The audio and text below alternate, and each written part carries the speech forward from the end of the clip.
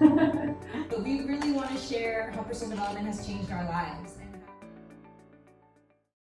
Hi everyone, welcome to Hoy and Tomorrow. I'm your host, Veronica Estrada. And I'm your host, Maribel Serrano. And today we are going to be talking about machismo.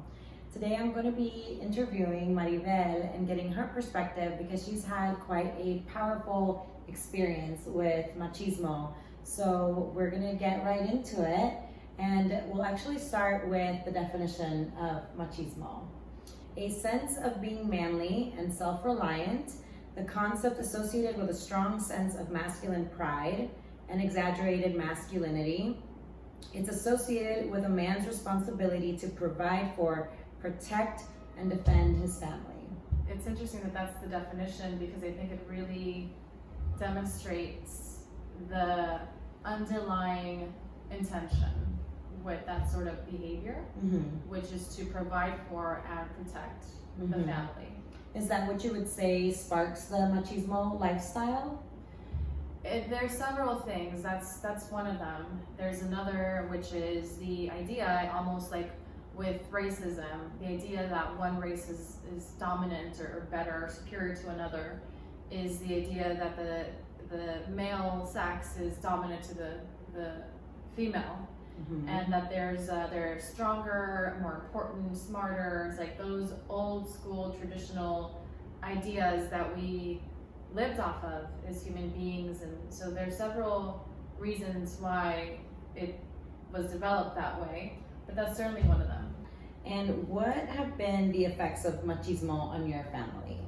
Machismo showed up through my father. He grew up in a very rural area in Mexico, and his father was extremely aggressive, dominant, loud, violent, and so that is what my father was exposed to, and that's how he learned to essentially manage his life, manage his family, and that showed up as he raised us. And the way he was with my mother, he used physical force and also verbal words that hurt, and to exert his dominance and to be that figure that's in control, right? Correct. In the moment when it was happening, being a young family, young children, I have 4 siblings at the time, it was very detrimental for our relationships with each other and with him, and it created distance and it created resentment and a lot of anger.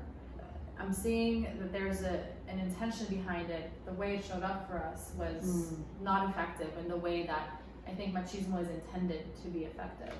Right. Yeah. I hear you. And how has the machismo culture affected how you feel about yourself as an adult woman? And also, if you can remember, how did you feel as a young woman or a youth growing up in a household with that influence? It affected me in so many ways. Really feeling like I was here to be a good girl, to be obedient, to allow someone else to take the reins, to put others on a pedestal and be submissive, and be obedient and just do what I'm told to do, versus what I actually wanted, which is being a leader and leading with love and having power in a different way that is not aggression.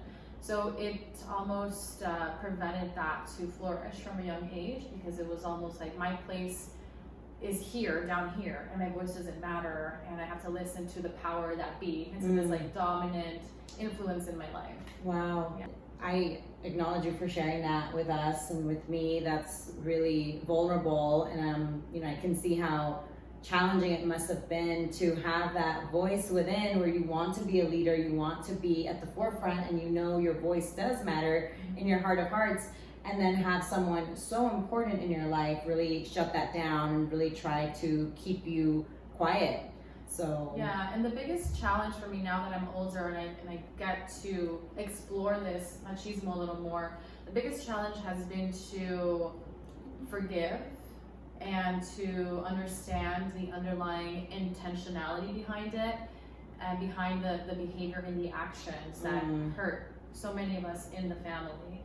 What I've really been wanting to is to forgive that machismo, to forgive those actions, to forgive that behavior, And so that's been a challenge. It's a lot easier said than done. And I think it takes a lot for someone to even get there in the first place where they're deciding that they want to do that. Because it's easier to just be angry and resentful and say that person is like this, I don't want anything to do with them.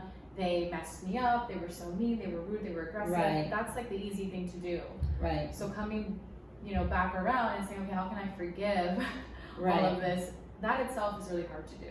Right. And something I always share with my life coaching clients is life is easy if you live it the hard way, and life is hard if you live it the easy way. Choosing to do the hard thing of forgiveness instead of the easy thing of just saying, forget that person, not going to deal with them, have this machista mentality and messed me up, and I'm just not going to broach the subject. For you to be brave and really step into that space of forgiveness, of not only externally, but I think also internally, right? I think the self-forgiveness for allowing it to influence you in a way that did not serve you, right, and your highest good. So that's very powerful. Thank you. So how do you sense that this machismo culture has affected your mom and your siblings? So much. My siblings and I have been challenged as far as like our interpersonal relationships with each other. It wasn't fostered in us to be loving and accepting and supportive of each other. Oh boy.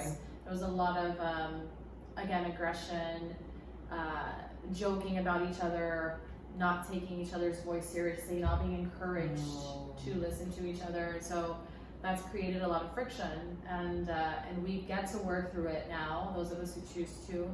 Again, that's also difficult, right? Because we're causing a whole new way of interacting with each other that was not taught to us from a young age. Right, and it's hard to do something, engage in a behavior that you have not seen before, right? There is some semblance of loving relationships in media and movies or TV, but really, as we know, what matters is how we see things as we are growing up from ages 0 to 7 or 9. That's really what wires us the way that we're going to be. So now to undo that, unlearn, and learn new behaviors, and also bring your family along with you, certainly can be very challenging. It's challenging, but it's possible. And I see other people who have siblings and get along great, like you and your sister, and other sisters that I see, and I'm like, whoa, like that's amazing. Did you all not have a rough childhood with each other? Like, how do you manage this awesome sibling relationship? That's the beauty, is that we get to be in a space where we can see what it looks like to develop that. Right, excellent. And you're listening to your voice now with leading what you always wanted to do, and you're really leading the way for your siblings and for your family. So I'm so proud of you for doing that. Thank you. I appreciate it. Thank you so much. Just circling back to, how do you think that this machismo lifestyle has influenced your mom? My mother became very submissive, and growing up it was very frustrating for me to not see her stand up for herself and have a voice. And I considered her weak. I saw her as weak. I saw her as allowing anything to happen to her. I created a little resentment against her as well, for her not standing up for herself, not standing up for her children, not coming through with like the voice and the opinion and having a contribution in that way. So for a long time there was this resentment of like, you were weak, you didn't defend us, you didn't defend yourself. Now I see it for what it is. She was a very young woman who got married when she was 16. Wow. And suddenly she became a wife to this person who's my father, and that became her role. Her role became being a wife, being a mother, and she did not have the tools nor the time or resources to develop her inner strength and her ability to contribute more powerfully.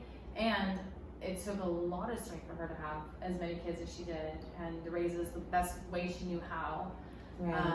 So yes, she became very submissive, just very, very obedient as well, and not very comfortable socially, very isolated. Okay. So those are some of the influences that it had on her. Do you sense that she grew up in a household where that was also exemplified? Like when she was growing up, that's also what was happening in her household, and probably the tias, the tios, like, right? I mean, this seems like it's a cultural thing not just in Latino culture, but also in a lot of cultures around the world, right? Correct. So yes. And women are so powerful in so many different ways, and it doesn't have to come from aggression from our end either. Like, we're just powerful by nature. Like, giving Right. birth alone is extremely powerful, and I think that embracing that for what it is and seeing women are powerful. Women can rule a country. Women can have an opinion and a voice and have a thriving career or business, and seeing ourselves as that's just, it's not novel, it's not out of this world, it's who we are naturally, and embracing that and also developing it into allow it to flourish right, into our society. It just creates so much more beauty. Right, Yeah. and the balance that we can create when we combine the masculine and the feminine energies, right? Because we all have both within us. So being present too, sometimes we're more in our masculine. Like, I know when I was in corporate, I was certainly a lot more in my masculine energy and had a lot of trouble tapping into my feminine energy, especially at home in my relationship that I was in. So that led to some trouble there, because in order to succeed, I had to tap into that masculine energy because of the dominance that men have in corporate. So it gets really complex. So we see it start in the home and in our family units, and then it goes into our communities and then the workplace, right? So this is why we choose to talk about these topics in Hoy and Tomorrow, because it's not just a Latina thing, it's not just a millennial thing, it's a human thing. And we want to arm you all with the tools to see things as they are and not be a victim to it, but instead be empowered to use your voice for good and use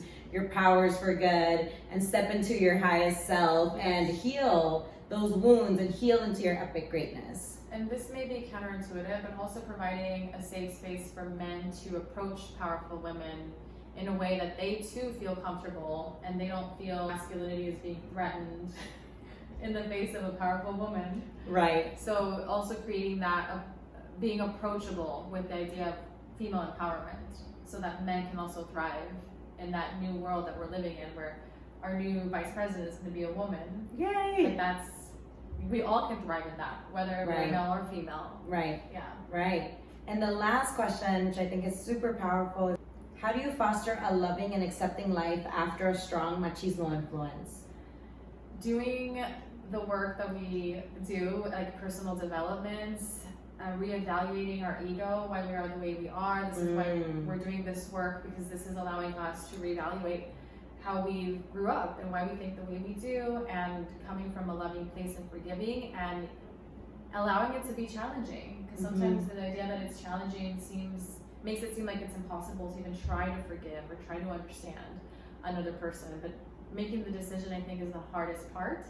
And once we decide, you know what, I want to work towards forgiving the machismo influence, whoever this person was in your life, and then going through the process of what that's going to look like and the challenge of that, and knowing that it's not going to happen overnight. Right. Being gentle with yourself and loving with yourself first, so that you can be that way with this powerful influence that you had in your life. Excellent, excellent. That's a beautiful way to end this episode.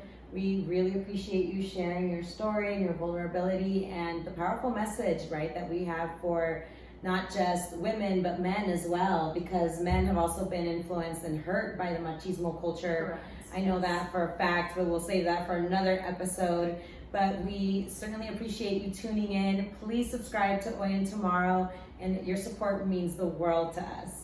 Thank you so much for tuning in, and tune in next time for our next episode. Bye.